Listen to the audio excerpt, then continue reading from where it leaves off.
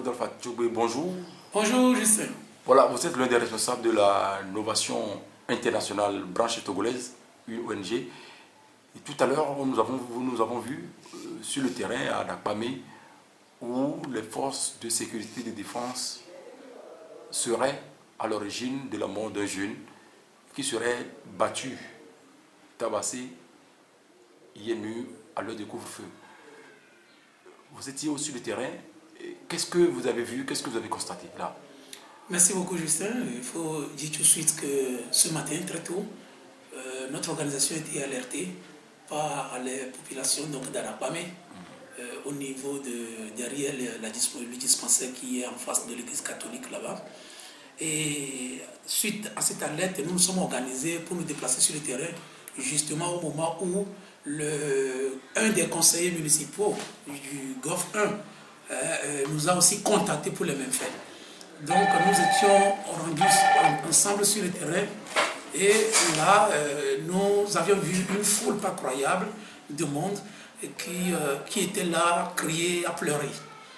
Tout de suite nous avions cherché à savoir ce qui se passait réellement.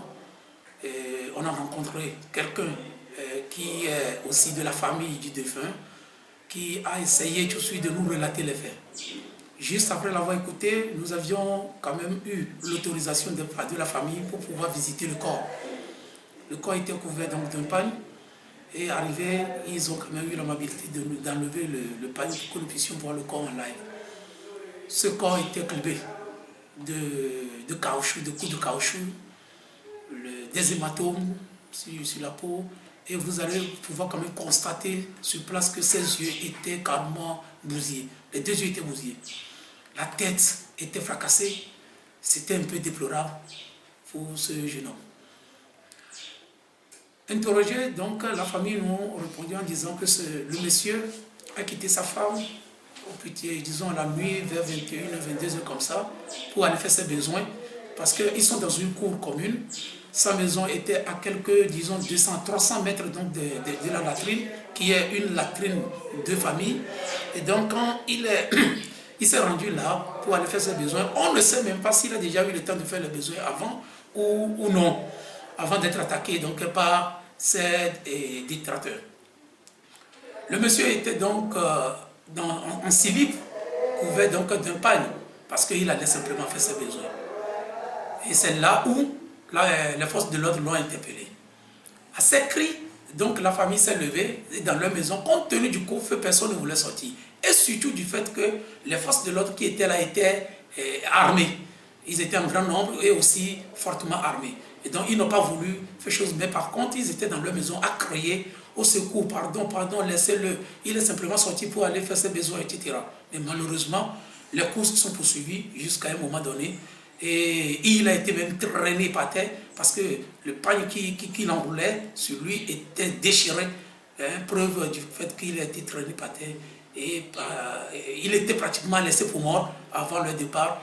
Et quand il a quand même fourni encore des efforts pour avancer un peu au finish, le corps a été retrouvé sans vie ce matin. Voilà, et devant une telle scène, vous êtes défenseur des droits de l'homme. Est-ce que vous avez eu à alerter à votre tour les autorités pour que constat soit fait? Oui, d'accord. Oui, effectivement, comme vous savez, aujourd'hui, nous avons quand même la chance que la décentralisation est tout petit peu en marche dans notre pays. Nous avions tout de suite quand même alerté le conseiller municipal qui nous a d'ailleurs accompagnés sur le terrain. Nous avions pris des dispositions et tout à l'heure, nous aurons quand même à rencontrer donc le maire du GOF 1 pour pouvoir échanger avec lui, pour voir rapidement ce qu'il faut faire pour que le ministre de la Sécurité, de la Justice et des Droits de l'Homme aussi soit saisi pour que les enquêtes soient diligentées pour essayer quand même, en fait, pour faire tout pour identifier les auteurs de ce crime et qu'ils soient punis conformément aux lois de notre pays. Voilà, c'est une question de droits de l'homme qui se pose là, c'est pas la première fois. On relate comme quoi dans la commune, ça fait pratiquement la troisième fois qu'on constate le décès. Et est-ce que vous avez pris connaissance également de ces faits? Effectivement, nous avions pris connaissance de ces faits et actuellement nous travaillons là-dessus sérieusement avec d'autres organisations de la société civile et surtout de défense des droits de l'homme pour que nous puissions rencontrer les autorités en charge donc, des droits de l'homme, de la justice et de la sécurité pour essayer de voir comment ce qu'il y a lieu de faire. Et aussi, nous sommes en train de nous préparer pour même déposer une plainte près les tribunaux de référence pour que, disons, ces derniers puissent être rétablis dans le droit. Voilà, vous êtes défenseur des droits de l'homme. Comment expliquer que ces derniers temps, c'est vraiment récurrent, lorsqu'on parle de couvre-feu dans la nuit, les citoyens sont victimes des exactions des corps habillés. On ne comprend pas. Vous êtes défenseur des droits de l'homme. Comment l'expliquez-vous? D'accord, il faut dire tout de suite qu'il y a eu des allégations que ce sont des corps habillés. Mais il y a eu des vidéos qui circulent aussi sur les réseaux sociaux qui montrent effectivement les corps habillés poser ces actes.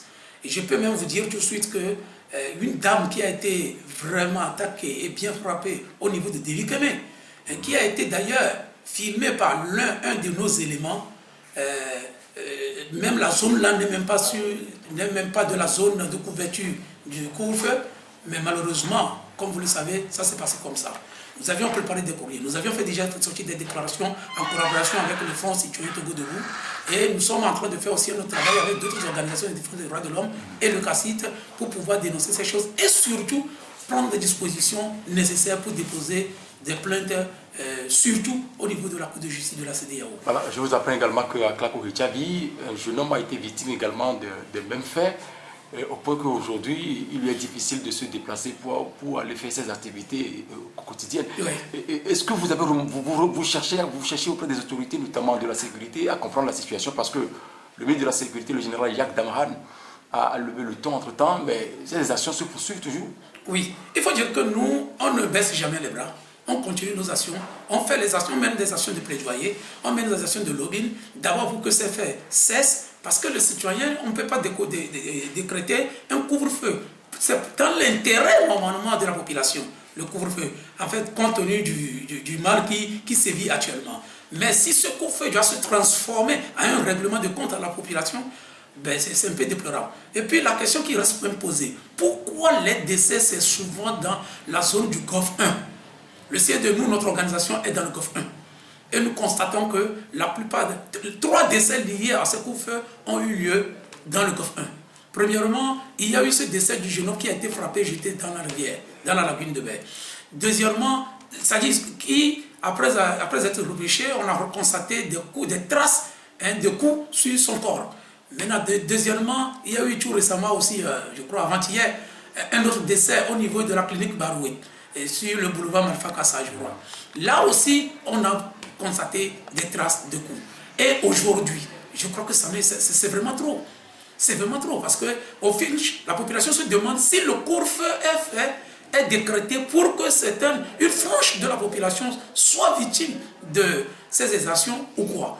Non, c'est vraiment regrettable. C'est vraiment regrettable. Nous continuons nos actions d'investigation. Nous sommes en train de faire le nécessaire pour que nous puissions disposer des éléments sur lesquels nous pourrions nous baser pour dire que c'est effectivement les forces de l'ordre, c'est ceci et c'est ceci, pour que le jour où nous aurons à déposer une plainte ou des plaintes, frère la Cour de justice de la CEDEAO, pour que nous puissions avoir les éléments à soutenir donc notre plainte. Est-ce qu'au niveau de votre organisation, vous avez les informations selon lesquelles c'est un règlement de compte lié au fait que les communes que vous précitez là, les populations n'ont pas voté pour le chef de l'État, Fonia Sigwe? Non, vous savez, sur les réseaux sociaux, nous lisons tout ce qui se passe. Mais il y a beaucoup plus de fake que du vrai. Mais cela, moi, je ne peux pas encore dire que c'est du fake.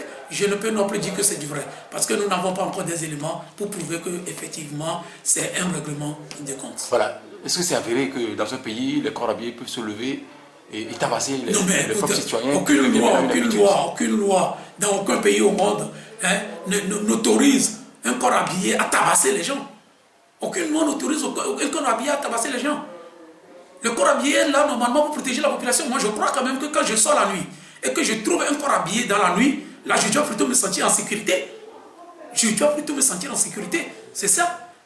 Et d'ailleurs, moi j'ai l'habitude de rencontrer des corps habillés la nuit. J'ai jamais eu de problème pratiquement. Très souvent, je les approche, je les salue et je continue mon chemin. D'ailleurs, on te pose la question de savoir où tu viens, d'où tu viens. Je dis, je viens de tel endroit, mais mon frère, tu sais qu'il fait déjà trop nuit. Mais j'ai dit, écoutez, c'était une urgence. Pas dans ce temps de coup de feu quand même, Mais pour ce temps de couvre-feu, quand même, je n'ai pas encore eu de problème, mais néanmoins, je crois quand même que les corps habillés, quand on dit couvre-feu et qu'ils sont déployés dans la ville, c'est pour nous protéger et sécuriser nos biens. Maintenant, si ces mêmes corps habillés, c'est-à-dire se chargent de frapper les gens, c'est vraiment déplorable. Jusqu'alors, ce ne sont que des allégations à notre niveau. Monsieur Tchougui, merci beaucoup à vous. C'est moi qui vous dis.